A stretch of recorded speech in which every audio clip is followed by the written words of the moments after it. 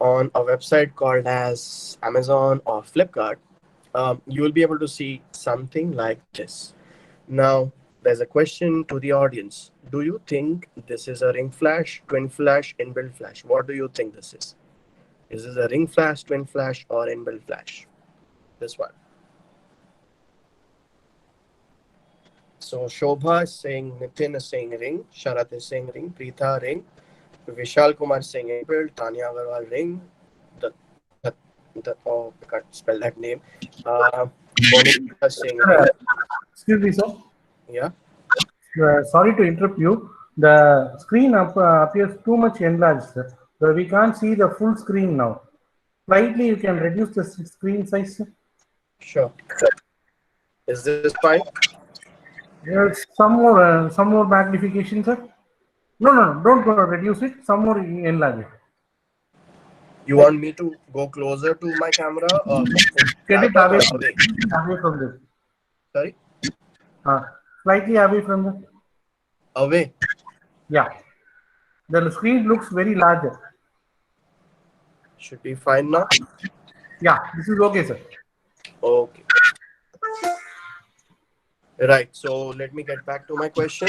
The people who said this is a ring flash, they are wrong. The people who said this is an inbuilt flash, they are also wrong because this is not a ring flash. This is a ring light. So people who said LED ring light, they are right. You can see there are LED lights over here. There are small LEDs. This is not a flash. This is a continuous light source. So whatever is a continuous light source cannot be classified as a flash and hence cannot be used in digital photography.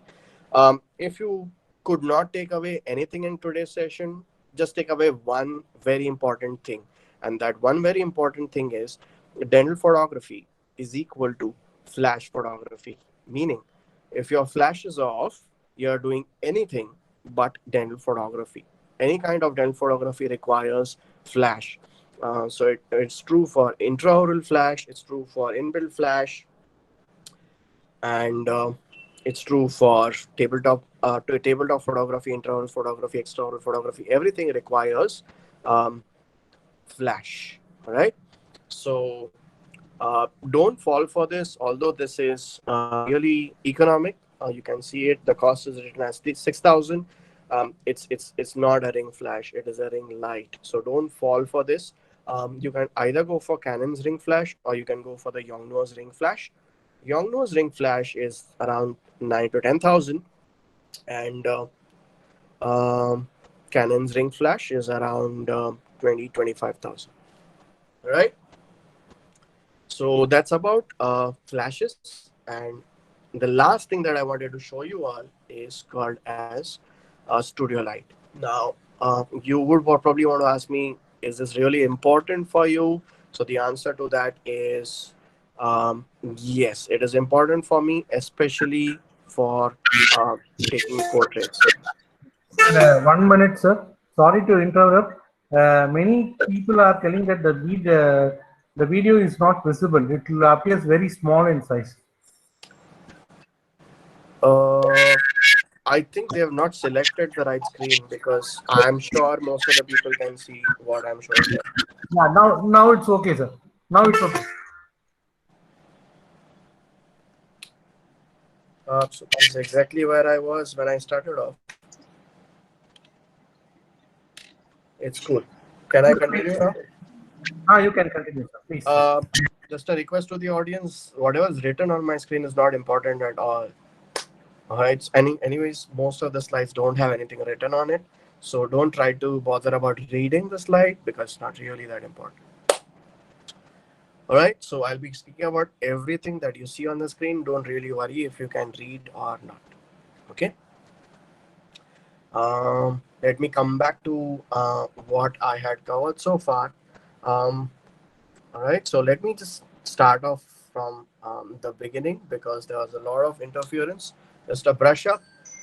Today we're going to be talking about dental photography in pediatric dentistry and early orthodontic uh, dentistry. Today's session will be having introduction.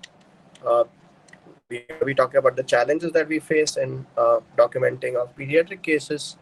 what is the equipment, and we are talking about the workflow. After that, we'll be having an assessment, and after that, we'll be taking out questions for question and answer session. In introduction, we spoke about why dental photography is important. We have more than 50 applications of dental photography in dentistry, including treatment planning, monitoring, prognosis, publications and research, medical, legal, and insurance purpose, and record keeping, and much more. A couple of challenges that we face is acceptance by the patient, especially the child. So you have to make the parents understand that dental photography is a part of your protocol. It is not a choice, and you do document for each and every case. So the parent or the guardian does not get a choice whether to decide or not. Documentation is vital for them or not, but you have to document all your cases, especially nowadays. The best time to introduce the equipment in front of the child for documentation is when you're not on the dental chair. Introduce the equipment to the child before you make them sit on the dental chair. Probably the reception area is a good choice. Maybe you can take a picture of themselves, like a portrait of them with their parent. Or if you're already on dental photography settings, I would request you all to take a picture of the thumb or a small toy so that the child knows that the equipment is not going to harm the child. It's a non-invasive equipment. That's what really matters to the child, and he's going to accept your treatments better, and even going to accept that documentation is not going to harm them. Then we went on to discuss equipment. In order to understand equipment, we spoke about the reverse concept by Dr. Mayur Davda. In that, we spoke about what is photography. So photography is made up of two Greek words, that photon and graphos. Photon means light, and graphos means to write or writing. So whenever you write something with the help of light, it's called as photography. And in dental photography, the source of light is flash. So we have four different types of photography that we use routinely. That's inbuilt flash, twin flash, ring flash, and studio light. Inbuilt flash is there in almost all the cameras. What I did not tell you is the professional cameras, means the high-end cameras, do not have inbuilt flash. So you can see I have a camera over here. It's a full frame camera. It does not have an inbuilt flash. All right. But entry level cameras like a crop sensor camera does have an inbuilt flash. So can you use inbuilt flash? The answer to that is yes, very much you can, happily. But are you going to get great results? I'm not really sure about that. We have better options for that. So what are the options? Mm, if you are into aesthetics, you can go ahead and buy MT26 EXRD. If you're a Canon user, this is really great for anterior aesthetic cases. But if you're into orthodontics, for me and for most of the people who are not into aesthetics, like maybe oral surgery, periodontics, orthodontics, pediatric dentistry, ring flash is a better choice because it's easy to use and much more convenient. So the ring flash for Canon is called MR14EX2. Nikon does not make its ring flash. This is something that you should be aware of. This is not a ring flash, although it looks like a ring flash. All right, this is a ring light, so don't fall for it. Although it's very cheap, this is a continuous light source. It's not really that powerful, and definitely not recommended for dental photography and documentation. Then we moved on to studio light. That was the last slide before we got disturbed and went off track. Studio light is important for me, yes, because it gives me brilliant portraits. So do I suggest that you buy studio lights? The answer to that is definitely yes. Other than great portraits, it is also going to give you a beautiful glamour photography, you know, uh, as well, for tabletop photography, taking pictures of their laminates, veneers, great pictures. It'll be an add-on that you can give to your patients, a great memory that they had in your clinic. So studio light is a great investment. It's definitely going to pay off very well. So it's a must-have in my list. So that completes about the flash, and now we speak about lenses. So typically you get this lens for free whenever you buy any camera that's a beginner level camera. It's called as the 1855 lens. So the question is, can you use this lens for dental photography and documentation? The answer to that is no. Why we cannot use this? Number one, this is a zoom lens. Zoom lenses are not suggested for documentational purposes. The other reason is the focal length of this lens is 1855. I don't want to go into focal length right now, but just keep in mind that there's a very less focal length and it's going to cause a lot of distortion. Since we are documenting our cases, we definitely do not want a distortion happening in our publications and even in our records. So, distortion is something that you definitely don't want to have in dental photography. All right. So, make sure that you don't use this lens for documentation purposes. So what lens do I suggest? What lens is going to give lesser distortion? Any lens which is having a focal length around 85 or above is going to give you lesser distortion and hence better images. So where is focal length written on the lens? This is the focal length. So focal length over here is 1855 and this is not a great lens for documenting. So a better lens is a 100 mm lens, a 100 mm macro lens. So whenever you go ahead and decide to buy a 100 mm lens, you need to understand that there are two types. One is a 100 mm normal. It's also called as a 100 mm prime. That's this one. And the other one is a 100 mm macro lens. All right. So don't get confused between these two lenses. They are not the same lenses. 100 mm normal lens or 100 mm prime lens is not what we use. So what do we use? We use something called as a 100 mm macro lens. So this is great for Canon users. But if you're a Nikon user, then you have something called as 85 mm macro Nikon and 105 mm macro Nikon.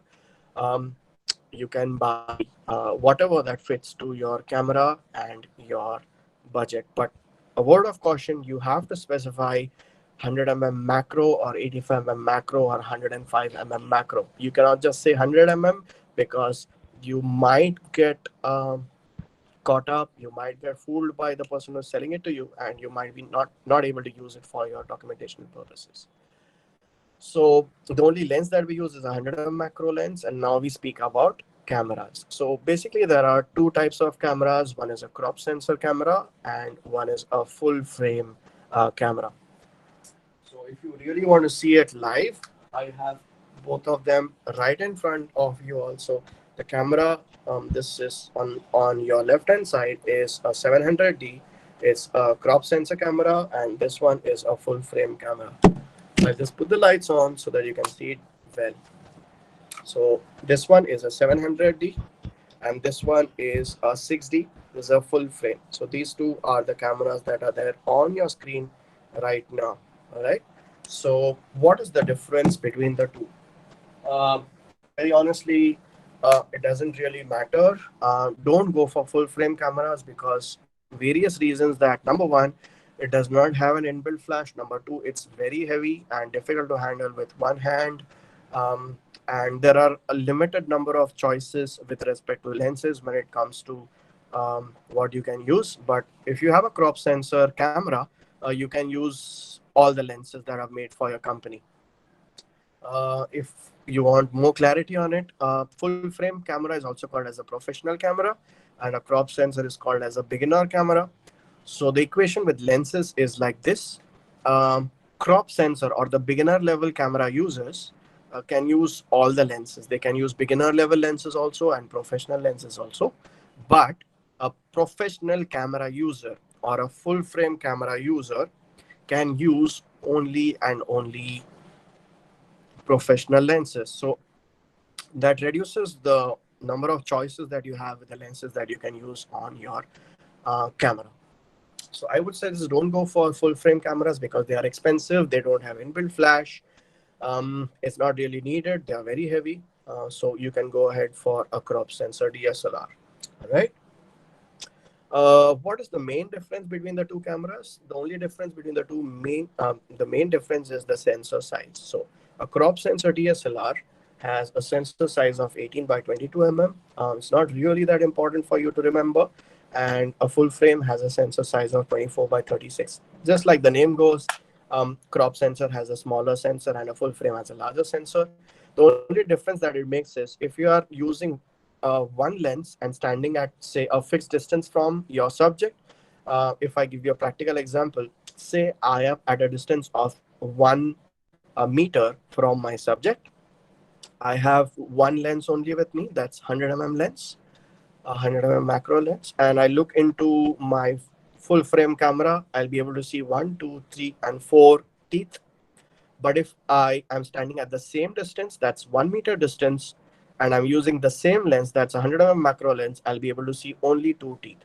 So the basic concept is, it if you have a crop sensor DSLR or a crop sensor camera, it does not really matter. It's basically the same. All you have to do is step a little behind, and then you'll be able to see what the full frame camera would have seen. So basically, if you are getting four teeth with a full frame camera at a distance of 1 meter, if you want to see four teeth with a crop sensor camera, you would probably have to stand at 2 meters. It's just that it doesn't really matter. As far as the image quality is concerned, don't really be bothered. So I have conducted a lot of fine art exhibitions in some of the best art galleries of the world. And I've had printouts that are of the size 2 feet by 3 feet. And believe me, those printouts were from cameras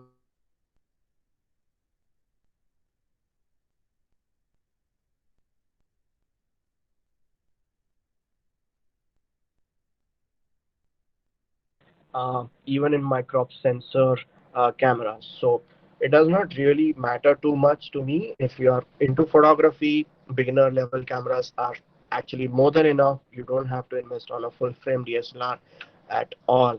Okay. So we spoke about flash, we spoke about lenses, and we spoke about DSLRs. So the flashes are inbuilt flash, twin flash, ring flash, and studio light.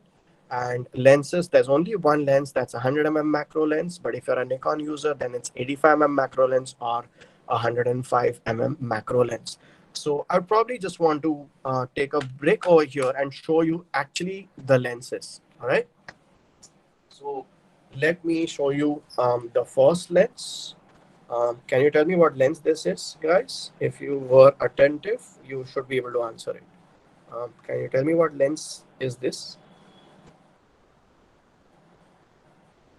You can type it down on the chat. Great. Um, do, do you recommend this lens for rental photography and documentation, guys? No. Great. So everybody is on track with me, and I'm really happy to see that. Uh, Now, can you tell me what is this lens? Can you tell me what is this lens? What is this lens? This is okay. Okay. Don't be in a hurry. Take your time and answer it. What lens is this? Look at both the ends of the lens. Look over here and look over here, and give me the full name. Don't be in a hurry to answer it, because if you hurry, you might go wrong. Right. So this is a 100 macro lens. This is not a 100 normal lens. Just because this has a golden color ring does not make it classify that it is a 100 normal lens. This is a Canon macro 100 Okay. So this is a 100 macro lens. Okay. How do we confirm it? You can see that there are numbers written on the lens. These are magnification ratios.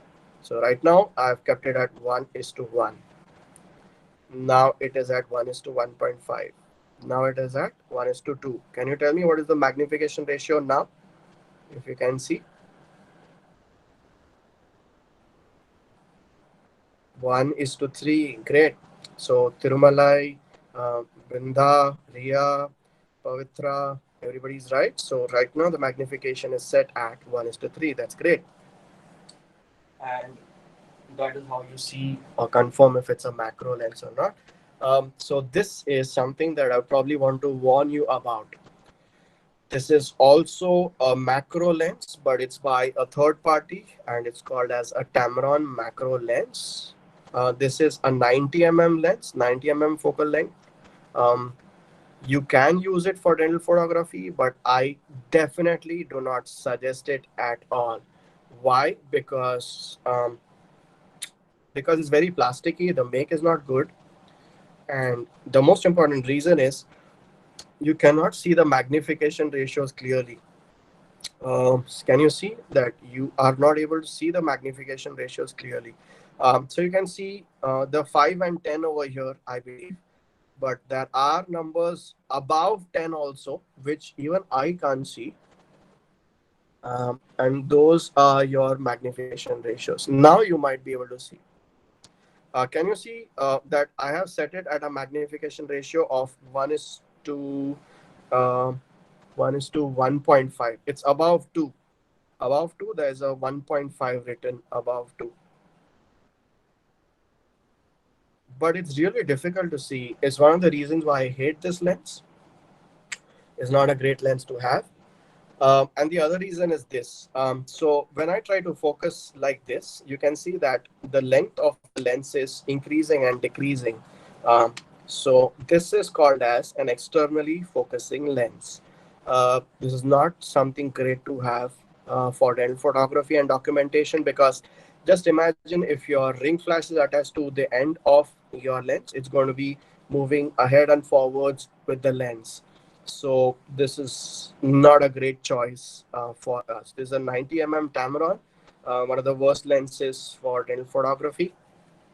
Uh, but look at the Canon 100 macro lens. Even if I am trying to focus, it does not change its dimensions. So if a ring flash is attached in front of it, it's not going to move at all. It's a very safe lens to have. Great build. It's a metal body and completely worth it as compared to a Tamron lens. This is a great lens to have. So just for saving 9,000 rupees, don't go for Tamron. I would definitely suggest that you go for a Canon. For Nikon people, you can go ahead and buy Nikon 85 or Nikon 105 macro lenses. I'm hopeful that you don't have any questions on equipments at all so far. So we finished equipments and now we consider our settings. I basically use my camera on two settings only. One setting is for extraoral photography and the other setting is for intraoral photography. All right. So the slide that is in front of you, it's for extraoral photography, and I use a shutter speed of 1 by 200, an ISO of 100, and f of 11. So a shutter speed of 1 by 200, ISO 100, f of 11 is what I use for extraoral photography. What is shutter speed, what is ISO, and what is f11 is beyond the scope of me explaining it in this session. But if you have a DSLR, maybe you can keep it on this. If you want to use mobile phones as well, even in your mobile phones, you can keep a shutter speed of 1 by 200, ISO 100. But unfortunately, on your mobile phone, you cannot change your f number. Is one of the reasons why I do not suggest using mobile phones. But definitely, shutter and ISO you can change in your phones as well. So this is extraoral settings, and for intraoral, I suggest these settings if you are using a ring flash. So shutter speed of 1 by 200, ISO 100, and f32 is what I usually recommend for Canon users. If you're a Nikon user, if you can go higher than f32, like f40, you should ideally. So these are the only settings that I use in my clinic. That is shutter of 1 by 200, ISO 100, f11. And for intraoral, I use shutter 1 by 200, ISO 100. That remains same, and f of 32. So basically what you see is I just play with my f number, f11, f32. f11 extraoral, f32 is intraoral photography. That is because I use my ring flash. Now it is time for me to show you these settings on the camera. So let me get a hold of my camera. I'll just show you how it looks on the camera. So let me just put it on for you all. Since I don't have any lens on it, it's f00 because I've not connected my lens right now. But you can see that my shutter speed is changing right now. That's my shutter speed. So I'll just keep it at 1 by 200. And if I want to change ISO, I can select the ISO from here. So I can go to ISO 800, I can go to ISO 100, whatever I want, but I don't play with it. I just keep these two settings constant, ISO at 100 and shutter speed at 1 by 200. All these settings are not really important for you if you are shooting on RAW. So the four most important settings in your camera on manual mode, of course, is image quality on RAW, not JPG files, but RAW files, shutter speed of 1 by 200, ISO 100, and F number keeps on varying with whatever you want to shoot. All right. So let me attach the lens and show you how to change the F number. And probably you'll be able to see how I change my lenses as well. It is a little risky for me to show because I've kept it on my laptop. I think you can see it now. So let me show you how we can mount a lens onto the camera. All right. I'm just going to put my camera off and I'm going to press and hold the lens release button. That's this one.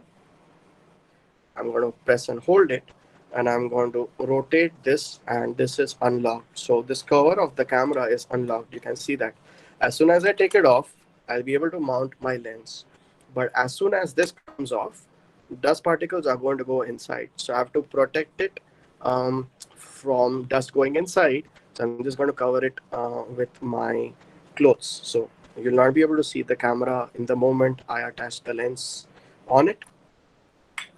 So I've removed the camera cover and I'm going to be attaching my lens onto my camera. For that, I'll be looking for a red dot because this is an EF lens.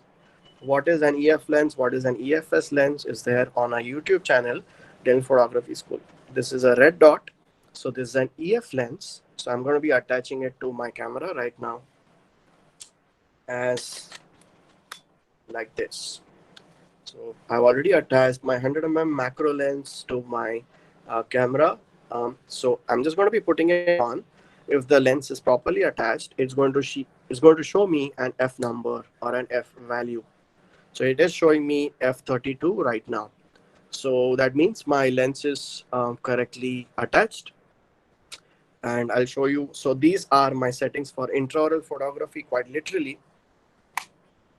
So for intraoral photography, I use shutter 1 by 200, ISO 100, F32. That's all I see. And obviously, one more thing, that's image on RAW. So these are the only four settings that I always check before taking an image. So my camera is ready for intraoral photography, provided I use a ring flash. So right now, this is a professional camera.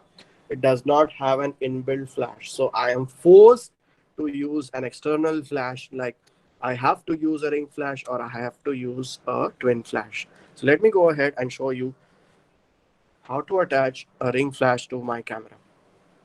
So I'll just put my laptop, I'll just close my laptop and I'm going to get my ring flash. So I'm going to be using this ring flash right now on my full frame DSLR. So the first thing that I'm going to be doing is putting my commander onto the hot shoe.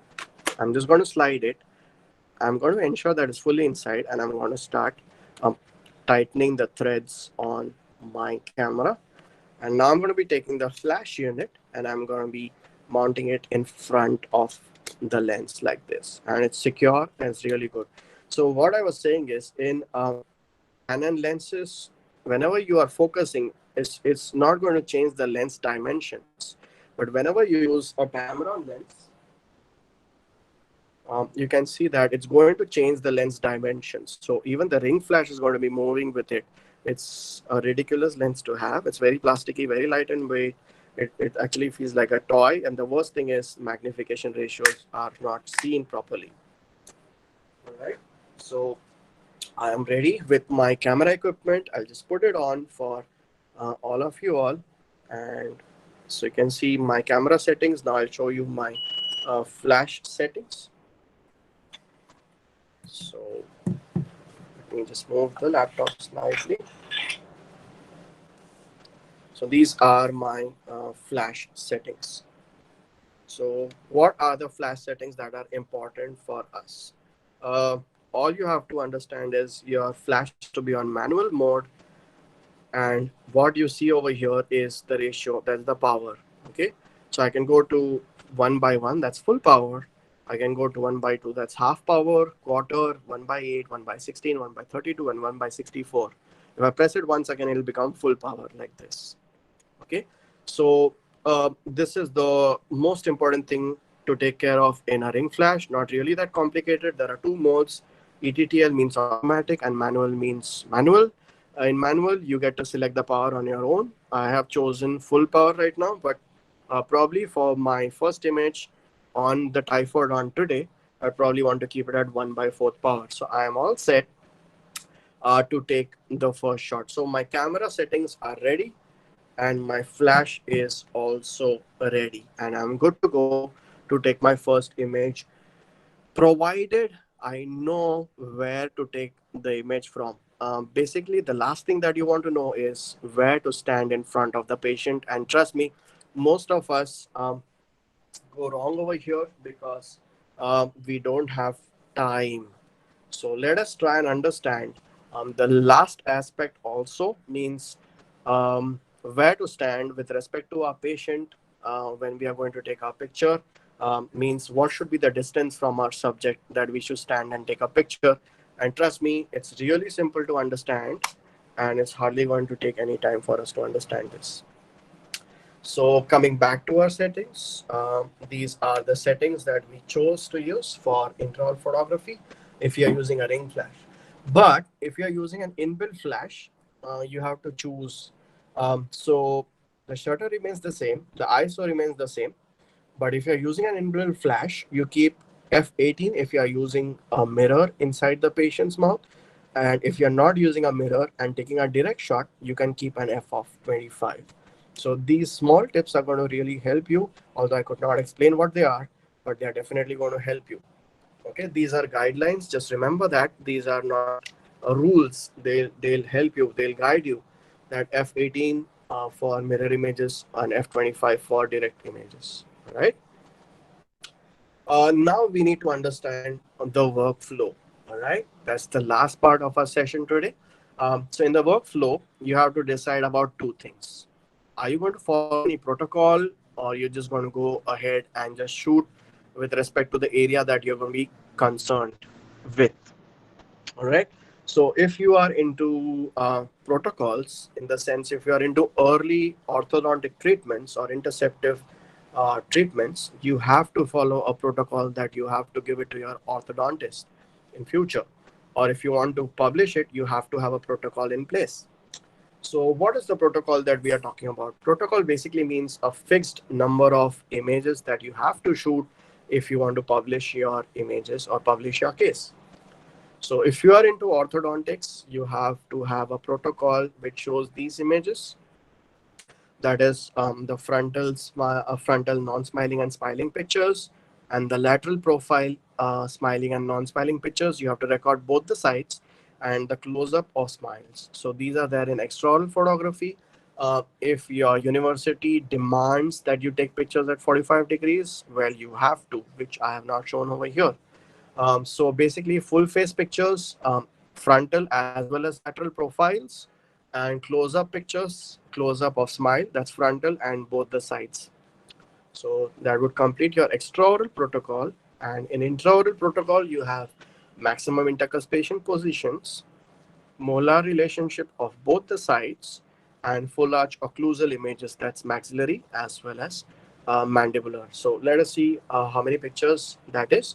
So one, two, three, four. So this is just non-smiling. So you have to have smiling as well. So it'll actually be one, two, three, four, and then smiling pictures. So five, six, seven, eight, nine, nine extraoral pictures, and one, two, three, four, five intraoral pictures. This is a basic requirement without which your case might not be published. So you have to decide whether the case that you're going to be selecting is actually going to go for publications or not.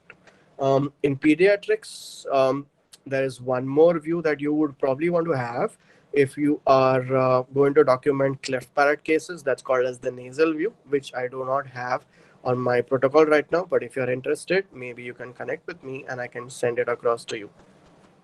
All right. So these are the protocols that we follow if you're going to publish your case. But trust me, I don't do that.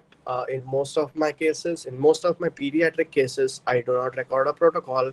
I just go ahead and cater to what is the main requirement for my patient. That is the area of chief concern. And I just record that areas before and after and maybe during the treatment. So I don't go with protocols in most of my cases because I'm not into orthodontics, maybe. But if you are into orthodontics and interceptives, maybe you have to start recording complete protocols.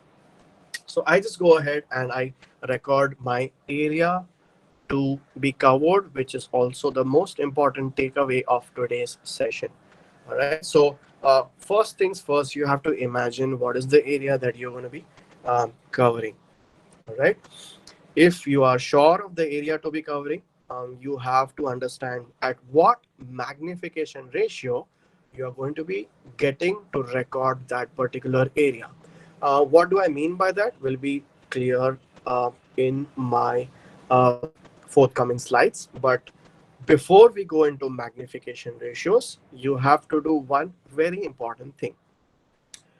Do not keep your lens on autofocus, because if you want to use magnification ratios, you have to put your lens on manual focusing and not on autofocusing. So your lens always should be on manual focus.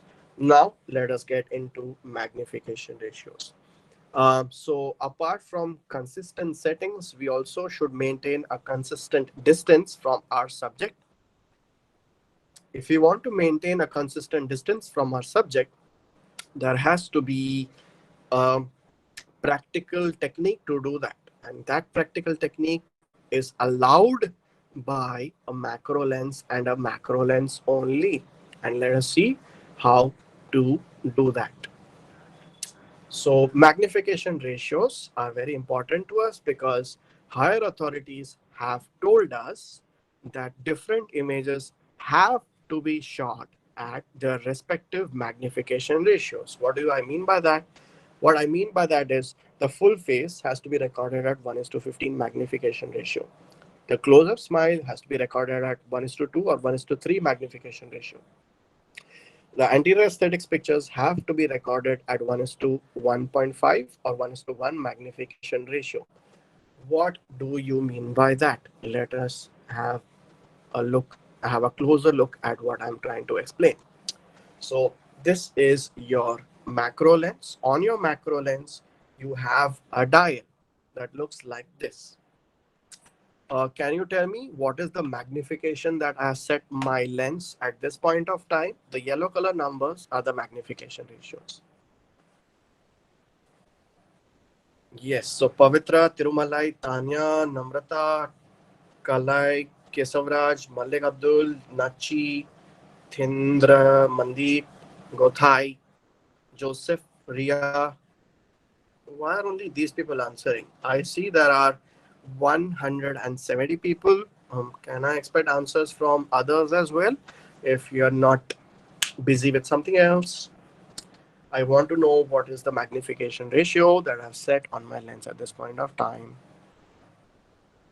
Great. So Bharat, Kalpana, Aaron, Christy, Jasper, Nivedita, Nandini, Vinod, Kavita, Sundaina, Venkatraman, Mohammed. Mohammed Al-Shiri is here. Whoa, hi Mohammed Al-Shiri. Nice to have you. Uh, so Mohammed Al-Shiri is a dental ceramist from Iran. I'm not really sure about that though. Iran or Iraq or Saudi. Not really sure Mohammed Al-Shiri. So most of you are right. Don't worry about other marks. If you can see 1:1, that's more than enough at this point of time. So right now my lens is at 1:1. If I want to make it at 1:2, I have to rotate this particular ring. Okay, so if I rotate that ring and align it with this white color mark, I can change the magnification ratios that my lens is set on at any point of time, right? So let us actually practically go ahead and show you how I take my images. So I'm just going to keep my laptop aside for a moment. And what I'm going to do now is I'm going to show you the magnification ratio on my lens at this point of time. But I'm not really sure if you'll be able to see it. Uh, it's because my ring flash is interfering.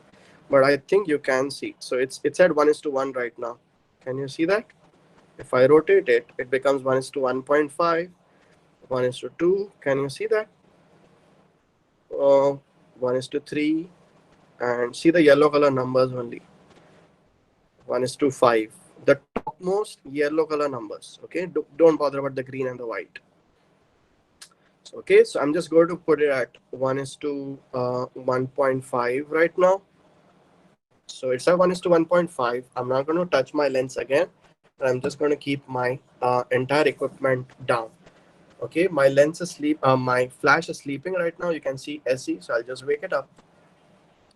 And my power is at 1:4, and my settings are at 1/200, f32, ISO 100. That's perfectly what I wanted for intraoral photography. Shutter 1/200, ISO 100, f32 is set. Um, Flash power at 1/4, that's set for a typhodon. If you are actually doing it on a patient, you can change it. You can increase or decrease according to your wishes just by pressing the left and right button. I don't want to go into the details of it because it's already there on YouTube. You can take the liberty of going to my YouTube channel, and my MR means magnification ratio is set at 1:1.5 as confirmed by all of you all. You can see the yellow color number. Yeah, it's 1:1.5. So I just need to call my patient in my dental chair now. So please welcome my patient. That's my patient for today. So I'll ask the patient to open the mouth. Okay, so patient has opened the mouth, and patient is waiting for us to take a picture of it. So all I'm going to do now is take a picture. Okay, so what I'm going to do is show you all what is going to happen. So as soon as I show you all, everything is set, MR is set, uh, flash power is set, my camera settings are set. Um, what most of the people do is try to take a picture on autofocusing of the lens, and this is where they go wrong. Whenever you are doing autofocus, the camera is never going to focus because it's really difficult for the camera to focus. All right, so the biggest mistake was keeping the lens on autofocus. Don't keep it on autofocus, keep it on MF. That's manual focus, and set a magnification ratio for yourself. Magnification ratio is there only on macro lenses. It's not there on 1855 or any of the zoom lenses. So let us see what happens when I try to look through. Okay, so you can see that I am not in focus. So what do I do next to focus? So this is my focusing ring. Can I use that ring to focus? Anybody? Can you answer me? Can I use this ring, which is the focusing ring, to focus on my subject? Yes or no? And if yes, why? If no, why? Vishal Kumar has said yes, I can use it. Can you tell me why? Anybody who was saying no, can you tell me why?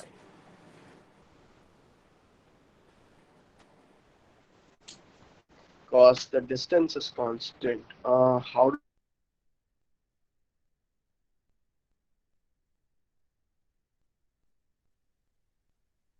that is, I cannot use my focusing ring to focus because my magnification ratio will change. At any point of time, I do not want my magnification ratio to change. So what I'm going to do is, so can anybody tell me what to do then?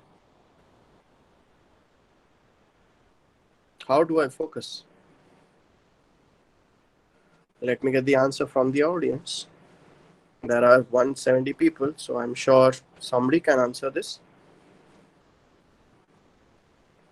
Yes, very good. Sharat, Malik Abdul, very nice. Shahana, very good. Akmal, what is Akmal saying? JECT. Adjust the distance. Shobha, distance. Yeah, I think everybody is right on track and really smart. So what I'm going to do is I'm going to follow what the audience is telling me, and I'm going to move a little closer to my subject. So let me see if that helps. So right now you can see that is becoming blurred and blurred. So I'm going to go away. So yeah, you can see that the moment I go away from the subject, it's becoming sharper. Let me show that once again to you. So when I'm going closer, it's becoming blurred. When I'm coming farther and farther away, it is becoming sharper. Are you able to appreciate it? As soon as it's a little bit sharp, you can go ahead and take a shot. Okay, let me go ahead and take a shot for you all, and I'll show you the picture. So basically, the best thing about dental photography on magnification ratio on manual focus is this: you don't have to worry about focusing. Everything will be sharp. See that? Although on the live view that you are seeing, it was not sharp, but every image will be sharp. That's because you are at f32. Okay, I could not show it to you because my shutter release was not pressing when my image was live. So I'll try it once again, but as soon as it's sharp, I'll try to take a shot. Yeah, it took a shot now. So you can see everything is sharp. You can see that everything is really sharp. You don't worry about sharpness at all, and it hardly takes any time to take an image. Let me show it to you again. This time I'm going to do it like super fast. I'm just going to go ahead. Just going to come behind. As soon as it's a little sharp, damn, I'm going to take the shot. See,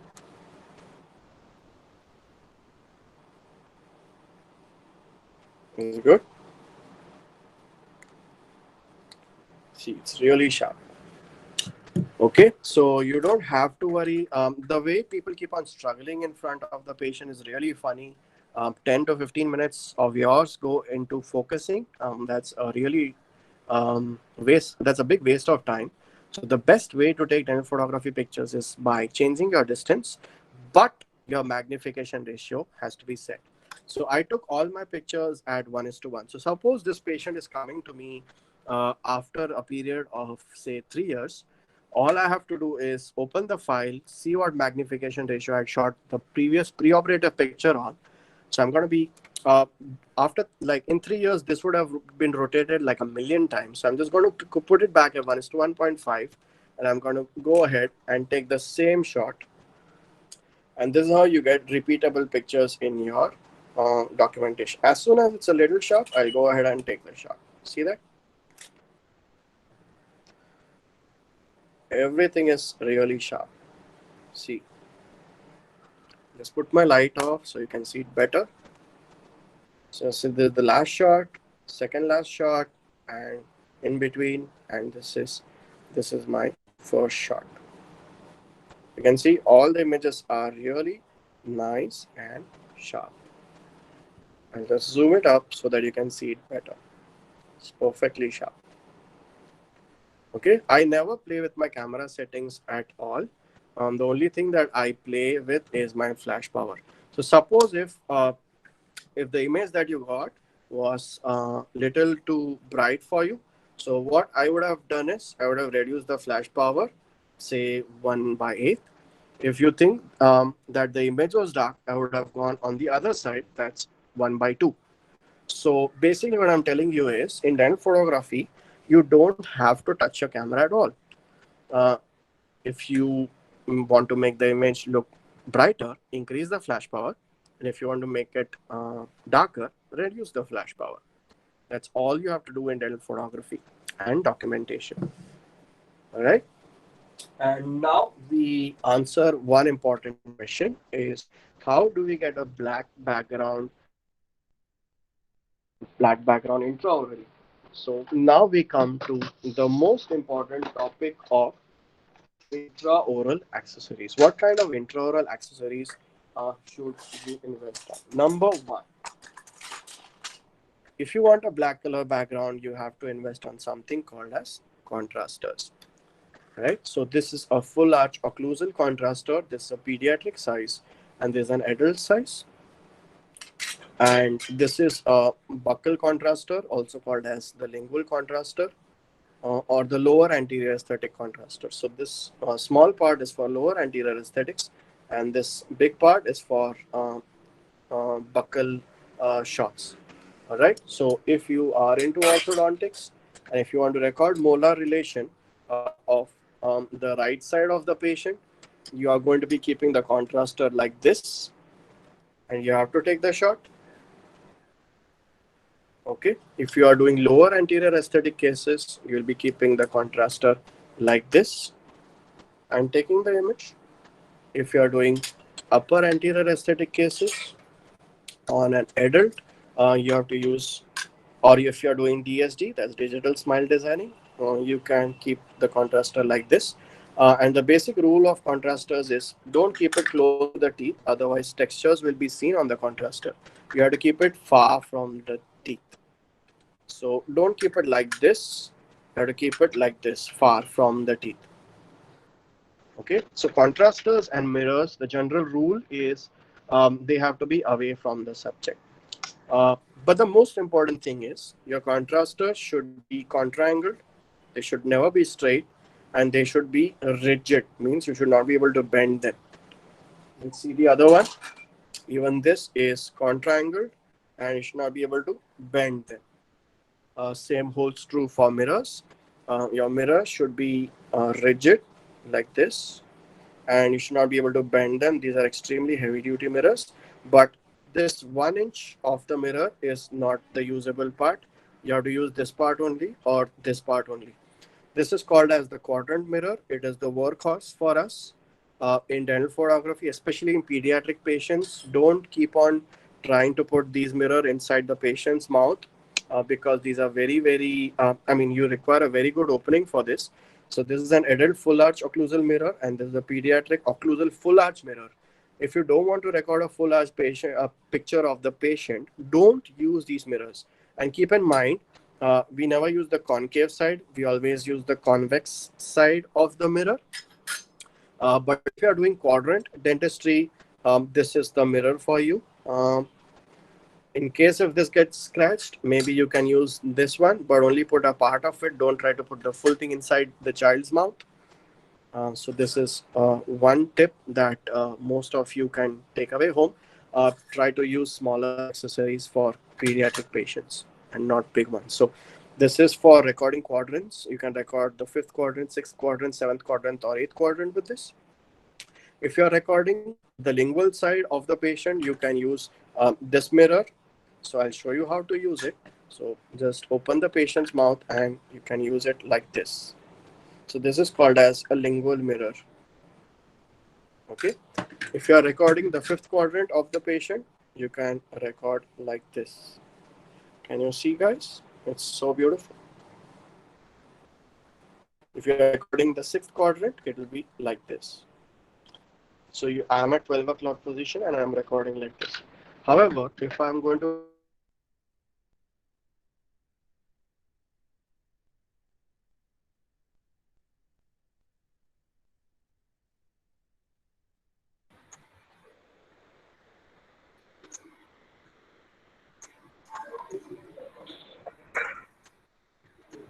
patient, and if I want to record the first quadrant, I'll keep my mirror on the first quadrant.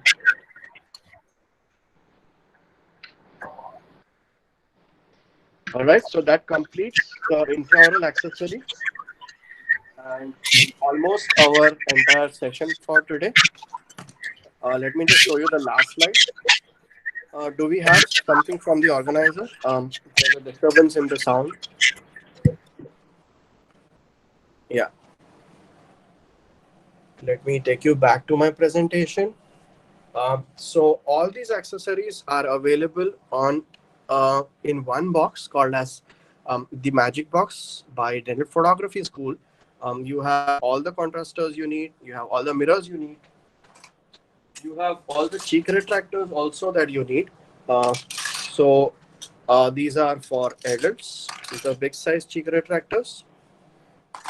And for children, since they are not going to be able to open, you have the sectional cheek retractors. These are very easy to place inside the child's mouth, and you can ask the patient or the parent or the assistant to hold these, and they're very comfortable for the patient. And if you are recording molar relation, you have something called as a V-shaped cheek retractor. This is not a pair, this is a single piece. If you are into prosthodontics, this also has something called as the gray card for shade communication purposes. If you want to have the magic box, it's available with us. If you want it, you can order it on 865522 The last thing is, please don't use backside coated mirrors and straight mirrors, because can you see this image closely? You can not only see the real tooth but a halo around it also. So this is because of behind surface coated mirrors. I would request everybody to stop using these kind of mirrors. Can you appreciate this halo around the main subject? It might have happened if you do or use these mirrors. I'm not really sure if anybody has seen this in their documentations before, but it's because of a faulty mirror, right? Always use front surface coated mirrors like the ones that we give it to all of you all in the magic box. All right. So what we're going to be doing now is we are going to be starting off with our assessment. So I request the organizers to share the link for the post-exam assessment. People who would want to connect with me, you can see my details on the slide on Facebook. I'm there on Facebook, Instagram, WhatsApp, YouTube, Facebook, as well as email. But the most important thing is for you to be stay updated on dental photography and our events. Just join the Telegram group. But let us start with our assessment. I'll be coming back to this slide. Don't worry about it. But I request the organizers to share the post webinar assessment link with everybody. And after that, I'm going to be taking question and answer session for around 10 to 15 minutes, not more than that. Yes, sir. I'm posting it, sir. Yeah. Yes.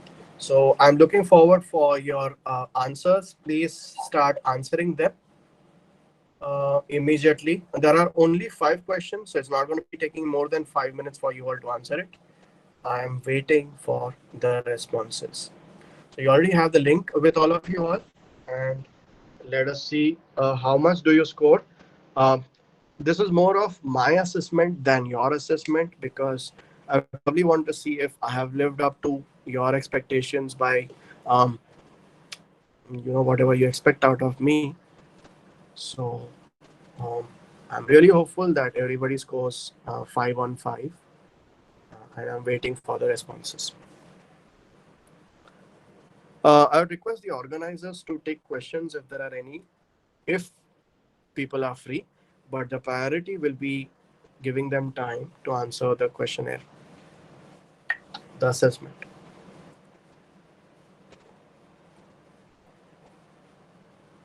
One person has already finished. That's great. 2 people have finished. Okay. Vignesh, you got 4 on 5. That's, I don't, I expect you all to score full marks. So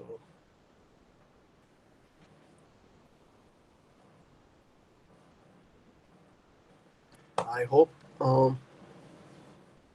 I can expect that. So we'll wait for 5 minutes over here, and we'll wait for others to finish this. Kindly fill the post-assessment webinar form and can submit it as soon as possible so that we'll be having a time for your question and answers.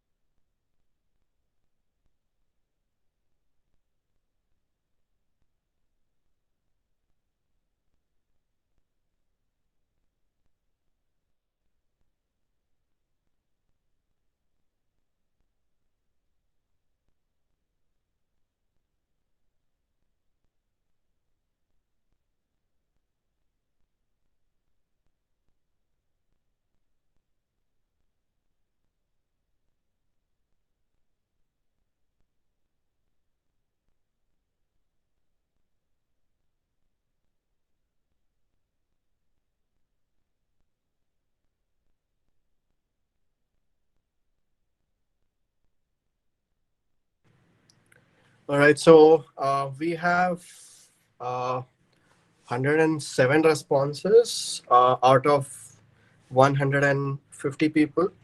So we still expect others to respond as well. But I think it's a good enough number for us to discuss the question paper. So I'm just going to release the scores. I'm hopeful that you already know your marks. So I can see that majority of you have got full marks. That's 515. But I'm disappointed that some people have also got 4 people have got 2 marks. 13 people have got 3 marks. 37 people have got 4 marks, and 53 people have got um, full marks. That's a little disappointing. I'm not really sure if I could have been more helpful, but I really did my best. These are not the results that I had expected at all by any means. But anyways, let us discuss the question paper. So the first question was, according to the reverse concept by Dr. Mayur Davda, one must invest maximum on the camera and least on the flash. 12% said that. Never invest on a flash. 5 people said that.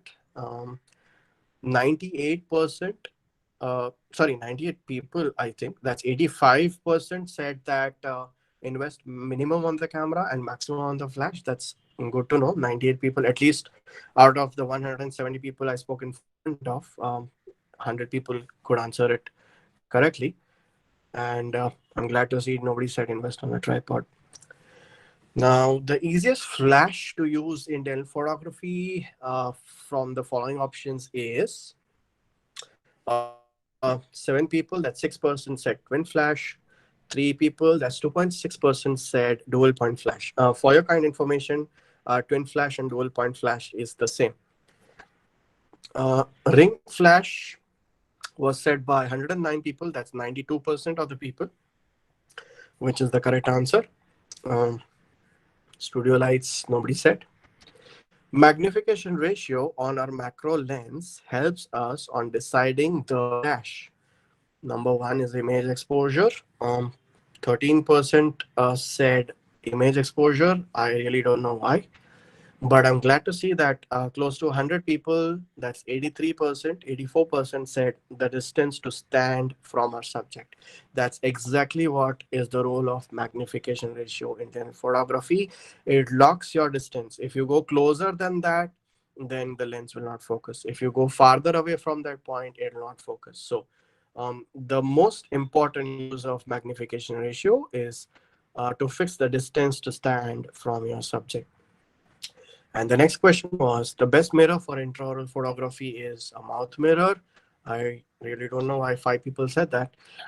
Behind surface coated mirror, I just gave you an example.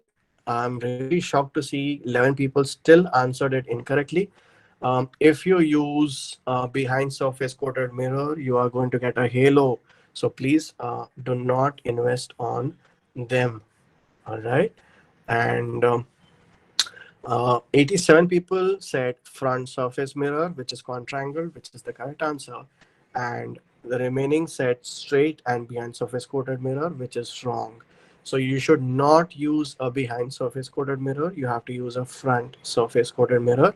I'm really glad that I took this assessment because if you got it wrong during the presentation, I'm hopeful that you got it right at least. Background intraorally, we do post processing. 3 people said that. I really don't know why. We use camera without flash. This is shocking. 13% saying that is shocking because whenever you don't use flash, you're not doing dental photography. And the correct answer was use a contrastor. That was said by um, 101 people. That's around 83%. Really happy to know. And 5 people said we use a mirror, and that's the wrong answer again.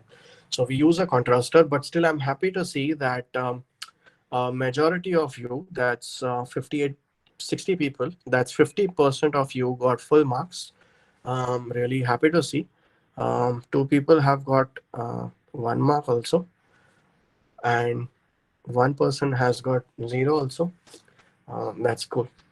Anyways, So let us come back to our presentation once again.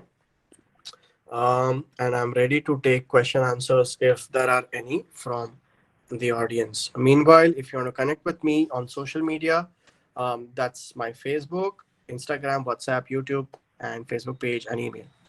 Right. So can we start off with questions, please? The problem is I'm able to see the chat only for a few seconds. That's really tough for me. Okay, I can see it now. I can see it now. Um, Malik Abdul, about the certificates. Most of the people are asking about the certificates, so I think the organizers will be able to tell you about it. Yes, sir. We'll be emailing the certificates to respective their emails. So they have to send the emails to the Pedo Tago.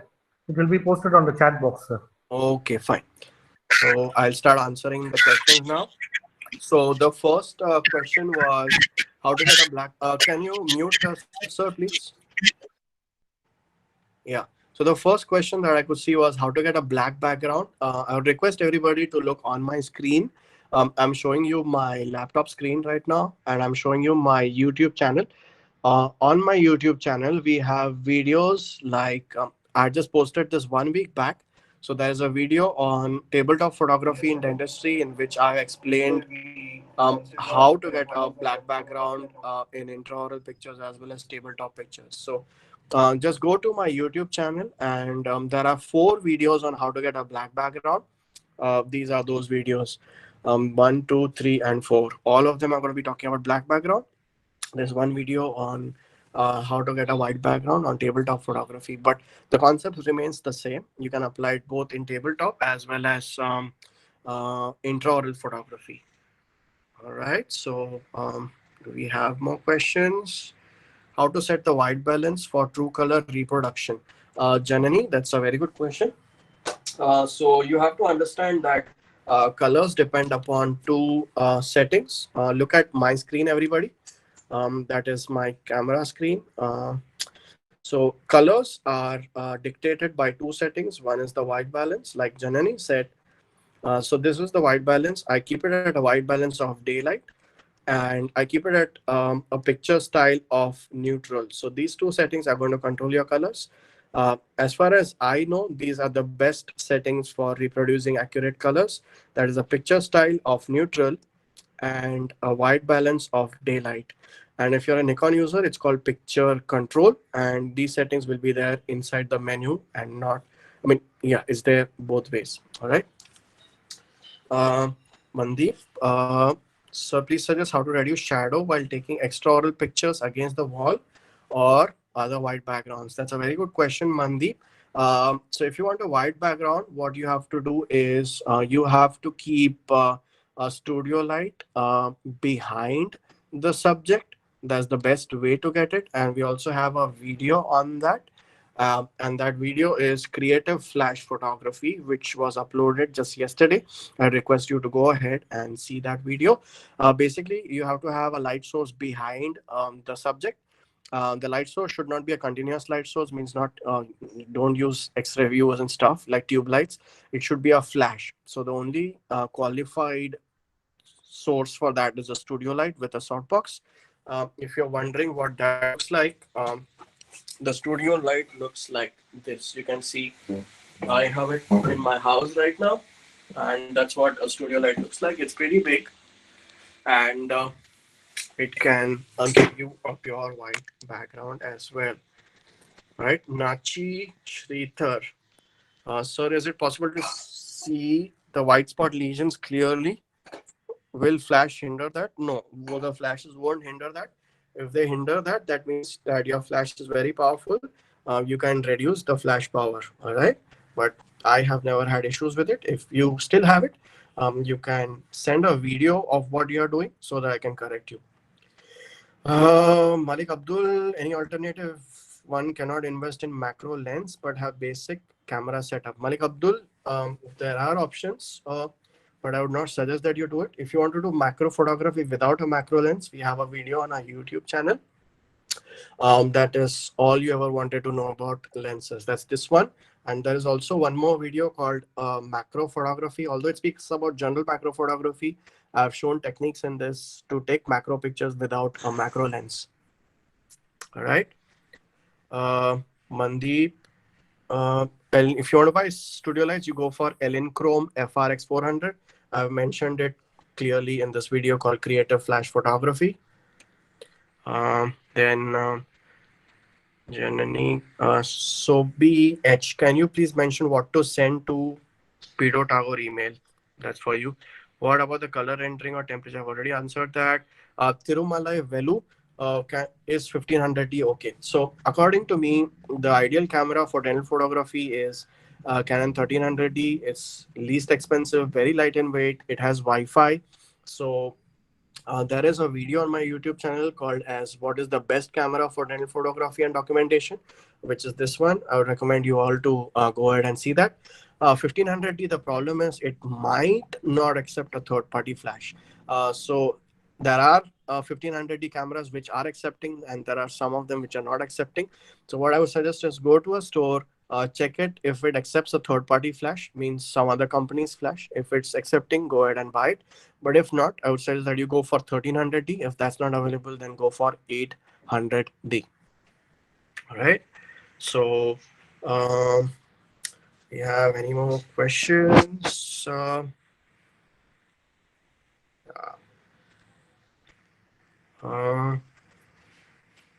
Any alternative? Do we have more questions?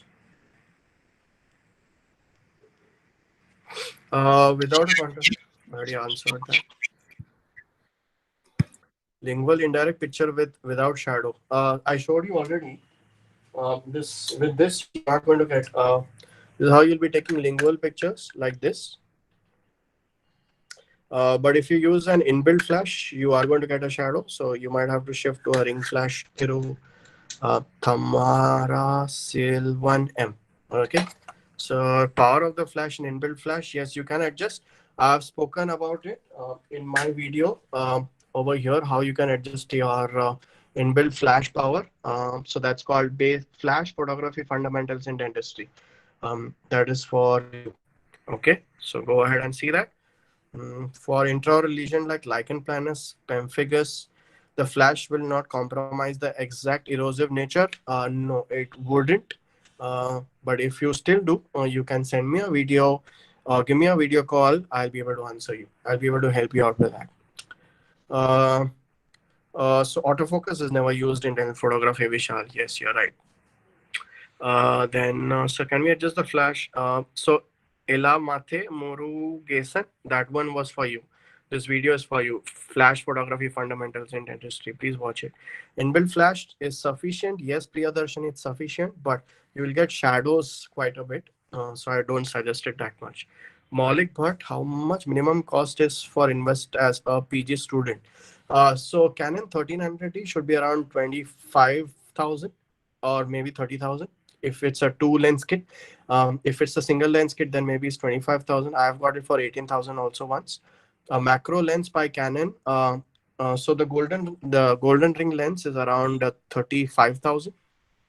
You can start off with that initially without going ahead with a ring flash. You can buy a ring flash later as well. Maulik.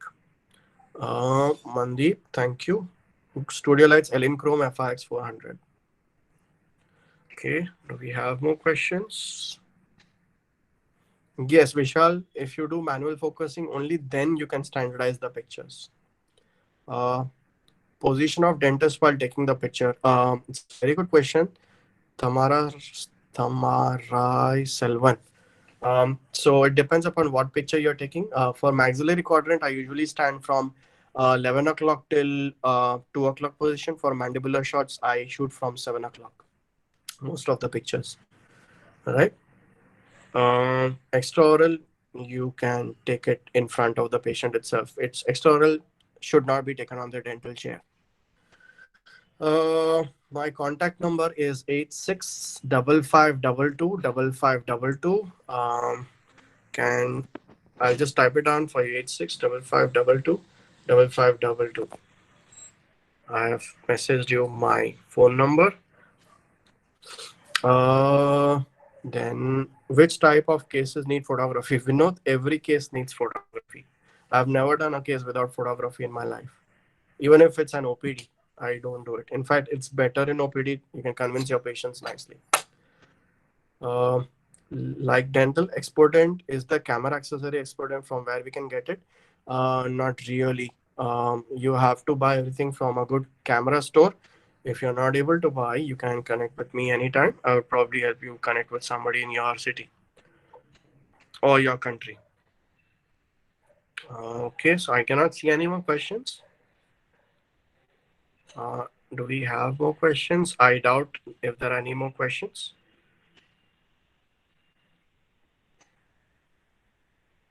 So can we use Yongnuo ring flash on Canon macro lens? Yes, Pavitra, it's a very good question. You can use Yongnuo's ring flash on a Canon macro lens. So Yongnuo's ring flash comes with 4 rings for 4 different lenses. If you want to know more about it, you can check out this video called Yongnuo ring flash YN14EX unboxing and review. Is there on our YouTube channel itself. So what I would suggest the 114 people who are watching me right now is go ahead and go to my YouTube channel called Daniel Photography School and subscribe to it. And we are uploading a new video almost every day. And I'm hoping that even this video should be going live. So I think I've answered pretty much everybody's question. And it was a great session. Um, so that's it. This was my Raghu Raw or TIFF, which is acceptable format for publication. Both are good. Okay. If I am accepting a publication, I'll ask for both, not one. I'll ask for both. Okay. So thank you so much, everybody, for joining it. It was a pleasure. This was my first session after I shaved my head off and my beard off. And I'm thankful to Tagore Dental College for inviting me over. Okay, thank you very much. Thank you very much, sir. Pledge my gratitude for the commitment and enthusiastic presentation about dental photography. And I saw your commitment, and you covered everything about camera, lenses, and macro photography, magnification ratios, and what are the accessories, what you require for the camera. In a short session, you have explained everything. Yeah. Most important thing, what has attracted the pre-questionnaire and the post-questionnaire, that was highly impressive, sir. And we love to see your YouTube videos and your presented. So I think the delegates will be much useful for them to refer in future. And also, I thank all the delegates who have attended this section in a Sunday evening. And also, I thank especially the HODs of pediatric dentistry and orthodontic, especially Sharad sir, Joyson sir, Fardhan sir, and our Vice Principal Dr. Balagopal and Venkatakrishnan and Jimson sir. And last but not the least, our Principal Madam, Dr. Chitra and Chandan, for giving this opportunity to conduct the thing. And also, I first of all, I thank my students and my department staff, Dr. Lakshmi, Dr. Gayatri, and Subhashini, for helping this presentation to go on well. At the last, I thank you so much for the wonderful presentation you have given to us, sir. Thank you, sir. So, dear delegates and participants, you will be getting the certificates in a week time. If you mail to the pedotagu@gmail.com, you will be getting the assignment. A signature given by Mayur Davda, sir. Thank you so much, sir. Thank you. Bye-bye. Bye-bye, sir. Thank you, sir. Thank Thank you, you very Mohammed much, Al sir. Sharif. Thank you, sir. Thank you very much, sir. Bye, Thank you, sir. It was Vishal. pleasure having you all with us. Thank you, sir. Thank you, guys. Thank you, sir. Bye-bye. Do join the Telegram group. Yeah, Definitely, definitely. sir. Yeah. We'll Sure. keep it touch, sir. Thank you. Thank you.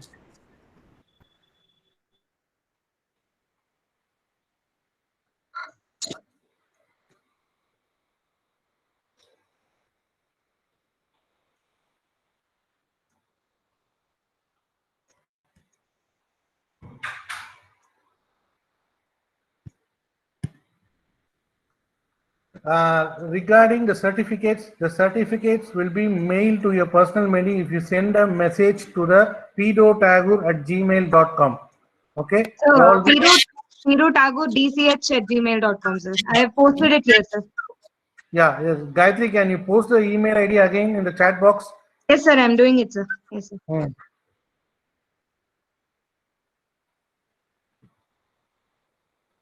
So we'll be, dear delegates, we'll be having another webinar session on sedation by a eminent practitioner who's practicing sedation. So don't miss out the session. The presenter name is a surprise. Definitely we'll get to it. And we have a webinar on oromyofacial therapies from abroad. We are speaking to them. So those sections will be allowed in the lockdown section. Kindly utilize this and support us and share the link to everyone so that will be helpful for everyone. Thank you everyone. Now, Sharatana, thank you for coming and staying for a long time in a Sunday evening. Thank you, Anna. Thank you, JP. Thank you. It was a good show. To you and your team. Thank you, Anna. Thank you, sir. Thank you. Thank you so much. Wonderful job.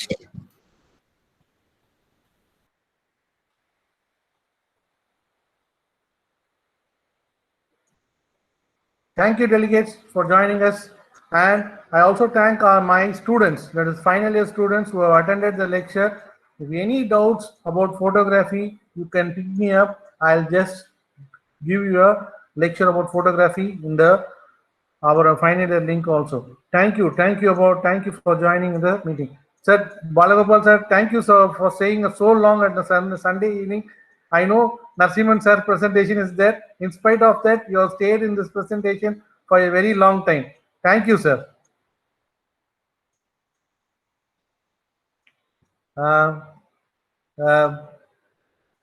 Gayatri? Yes, sir. Yes, sir. நம்மளுடைய certificate மட்டும் ஒண்ணே project பண்ண முடியுமா இப்போ? Yeah, delegate certificate, speaker certificate, as தெரியல. Delegate certificate மட்டும் project பண்ணுங்க. அவங்க பார்த்துட்டோம், so they will get the e-certificates. Sir, speaker certificate. சரி, பரவாயில்ல, இல்லைன்னா Yes, sir. Okay. Thank you all. Thank you for joining us. Thank you, ma. Thank you, sir. Thank you, sir.